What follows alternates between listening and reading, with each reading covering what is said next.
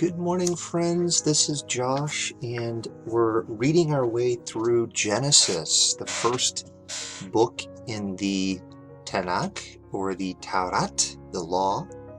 Genesis, Exodus, Leviticus, Numbers, and are thought to have been written by Moses himself. And we're looking at chapter 5. So I'm going to start off by reading from the New Living Translation. Let's just read chapter 5. Adam's descendants of Adam. When God created people, he made them in the likeness of God. He created them male and female, and he blessed them and called them human. You know, I love that. That's a really significant verse. It says God created people. He made them in the likeness of God. Something inside of you, I think.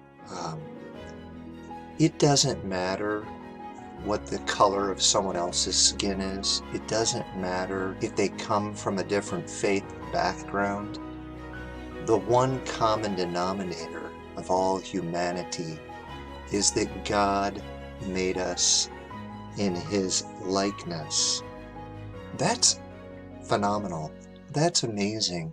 That ought to create a deep respect in your heart for your fellow man. He created them male and female. He blessed them and called. I thought about that before, but all of humanity is blessed. We are all mess of God. We'll have to dig into that a little further. Verse 3 of chapter 5. When Adam was 130 years old, his son Seth was born, and Seth was the very image of his father.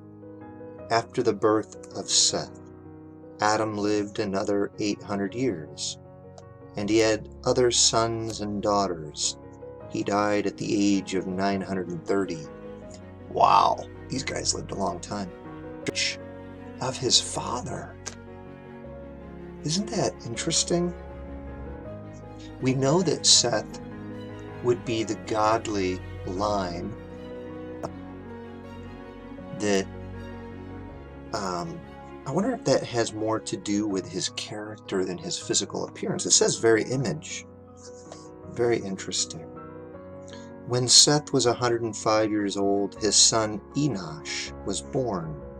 After the birth of Enoch, Seth lived another 807 years.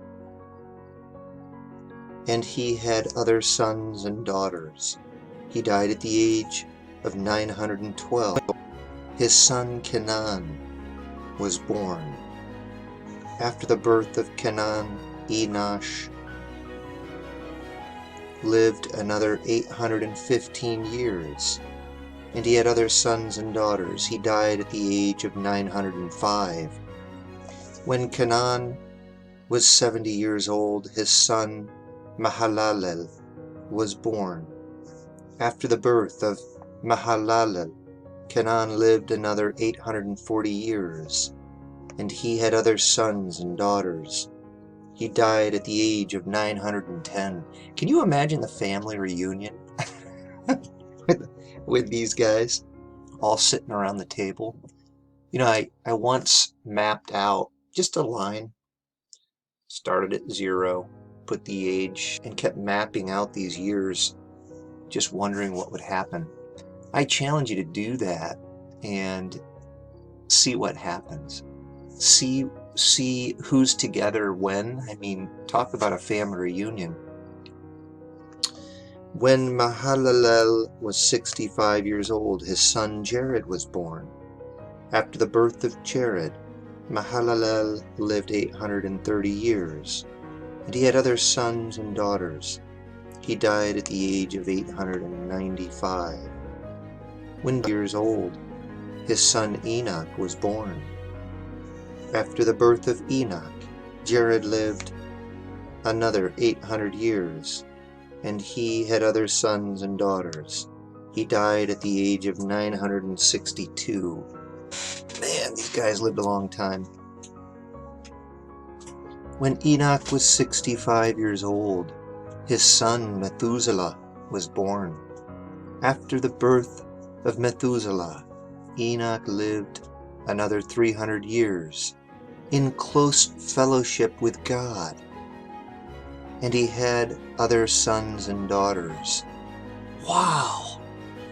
Isn't that interesting? You have all of these men. Of course, we're talking about the godly line of Seth. And this interesting character, Enoch. Why Enoch? What makes him special? It says he lived another 300 years. Listen to this. In close fellowship with God. You know what I love? I love as you read the scriptures, these surprising, beautiful little stories pop out. Keep listening. Listen to this. And he had other sons and daughters.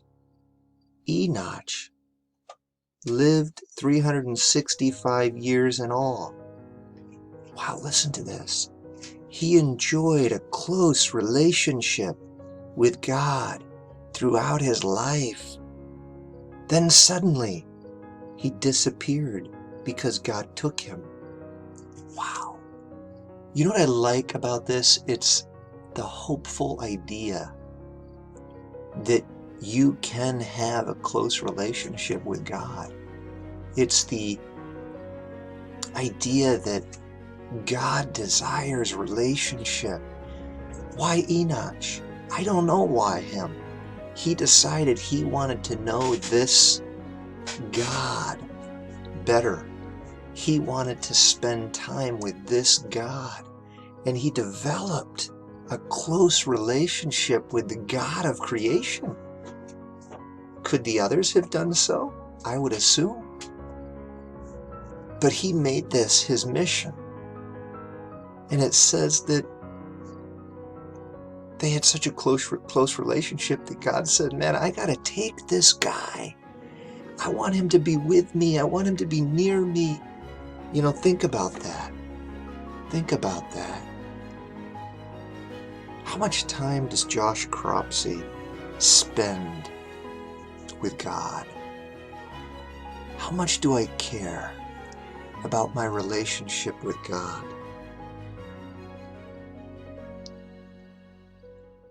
Oh, I hope it will be said of me that I loved my relationship with God. It's so beautiful. It fattens your soul, doesn't it, to think about these things. When Methuselah was 187 years old, his son Lamech was born. After the birth of Lamech, Methuselah lived another 782 years, and he had other sons and daughters. He died at the age of 969. When Lamech was 182 years old, his son Noah was born. Lamech named his son Noah, for he said, he will bring us relief from the painful labor of farming this ground that the Lord has cursed. After the birth of Noah, Lamech lived 595 years, and he had other sons and daughters. By the time Noah was 500 years old, he had 3 sons, Shem, Ham, and Japheth. Isn't that interesting? Very, very interesting. I wanted to take a little bit more of a closer look at those things that jumped out at me. Let's see here. Let's go to verse 1 and just read here in the Hebrew. So this is the Hebrew language, and I love this Bible hub. If you come up here, you can plug in the book of the Bible that you want to study. Pretty awesome. Chapter and verse. You can pick from numerous versions of the Bible. You've got commentary and you've got languages. So we are looking at, it has an active link for every Hebrew word with the alliteration of the word. So this is helpful. You can see the transliteration. Ze means this, is. You got it's a pronoun, masculine, singular, with the Strong's number. So we can get a sense for the sound of the language and the meaning all together at once. Ze, Sefer, the book. This is the book, Toldat, of the genealogies. Adam, of Adam. Booom, in the day. Bara, that created Elohim. This is the name for God in Hebrew. Elohim, God. Adam, man. Bidmut, in the likeness. Let's look at that word a little closer. In the Elohim. Asa, he made. So let's look at this word image a second. In the likeness or image. If we click on it, it should give us more information.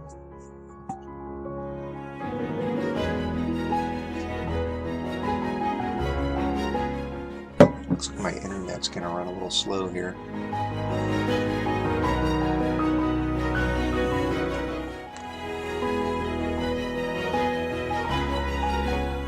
Get in here to the, there's a bunch of stuff in here. So 1823, demuth, likeness, Strong's Concordance, likeness, similitude. Here's the Hebrew word, the original word, demut. Noun, feminine, demuth, likeness. Let's look at the NAS Exhaustive Concordance. Figures like, figure, figures resembling, form. Isn't that interesting? Likeness, pattern, resembling, something resembling. Which resembled, who resembled. Let's think about this for a minute, okay? I know that we're always talking about, especially in our conversation, Islam and Christianity, we talk about God, of course, or people of faith. The idea of Jesus being God, of course, is something that Muslims cannot accept. But here's an interesting thought. If God made man in his likeness, patterned after himself, isn't it possible that God, indeed, it just said, we're like a reflection, we resemble God? If you think about, have flesh, a body, right? You also have a tongue, so that you can form words, and you have breath, you have spirit within you, and a very real, and it's of course a very simplified point that I make, but it says in Genesis that we were made in the image of God, in the likeness of God. That's a deep, mysterious thought. I don't understand it. All I know is it engenders in my heart a deep respect for humanity, all humanity, because regardless of what you believe or think, at one point God grabbed some dirt and he formed mankind. And of course the woman, if you're reading the scriptures, is formed out of man. But the point here is God blessed humanity. God created and touched and made man in his image. That's a powerful thought. We see God walking in the garden, communing with his creation, interacting with his creation. And in today's story, we even see God. Again, you would think, oh, all hope is lost. God kicks Adam and Eve out of the garden. He curses the ground. He punishes them, puts a guardian angel. That doesn't stop God from, yeah, the Garden of Eden's closed to humanity, but it doesn't mean God doesn't desire a relationship. You see this interesting thing happen with Seth, and it says Seth was made in the very image of his father. See, Adam was made in the very image of God, fellowshipped and walked with God, and then God says he makes Seth in the very image of Adam. Something special about Seth. And then we get this guy named Enoch. And it says, literally, for 300 years he's in close fellowship with God. Man, if we had that much time, in eternity we will, but 300 years he had close fellowship with God. And then God's like, I like this guy so much, I'm just going to take him. It's a holy abduction. Completely amazing. So much to think about here. Let's jump down here and take a look at verse 3 and the birth of Seth, what it says.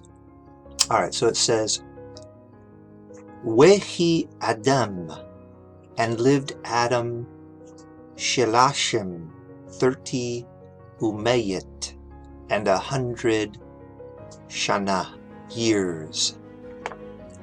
Weyaulid, and begat a son, Bidmuto, in his own likeness, Bidmuto, after his image, Kesalmo.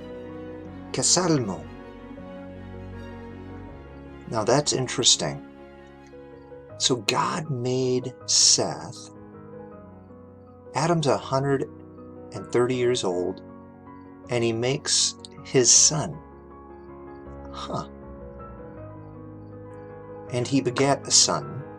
He's born in his own likeness. Let's take a look at that word. In his own likeness, it occurs one time. Bidmu. It's a different word. So up here, in verse 1, let's jump back up here a second. Bidmut. Let's see. Bidmut, in the likeness, occurrence 1 of 1. It is the same word. Come back down here to 3.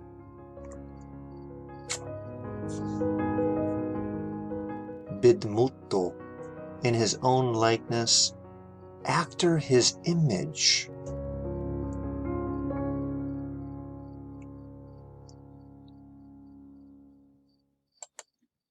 Huh. Let's go look. Let's dig a little deeper on that word. Kesalmo.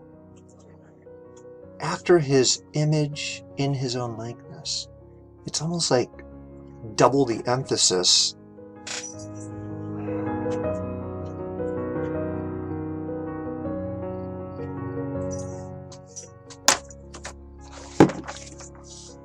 Let's see. One occurrence of this exact word form, Kesalmo, of a son in his own likeness, according to his image, and named. A son in his own likeness, after his image, and called. Became likeness to his image, and called his name. Wow. What a fascinating. Let me read Let me read from the NIV Bible commentary on this. Verses 1 through 3 is a prologue to chapter 5. The prologue first redirects the reader's attention back to the course of events in chapter 1, reiterating the likeness of God motif second. Verses 1 through 3 tie chapter 5 together with 4:25 through 26 by birth and naming. There is a similarity between the picture of the first parents and their sons and that of God and Adam. God's naming of Adam appears here for the first time in Genesis, casting God in the role of a father who names his son. This role of God as a father is heightened even further by the parallels between his creating Adam in the likeness of God and Adam's giving birth to a son in his own likeness, in his own image.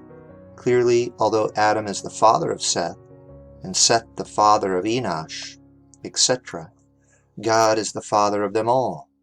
The return to the theme of God's blessing. Greek. The Greek word 1385, Strong's number 1385, humankind, verse 2, recalls a father's care for his children. A reoccurring theme in Genesis. The picture that emerges is of a loving father, ensuring the future well-being of his children through an inherited blessing. God's original plan of blessing, though thwarted by human folly, will be restored through the seed of the woman. In chapter 3, verse 15. The seed of Abraham, 12:3. And the Lion of the tribe of Judah, chapter 49, 8 through 12, Revelation 5, 1 through 13. Wow. I'm going to stop there. That's fantastic. A lot to think about. Have a wonderful morning, friends.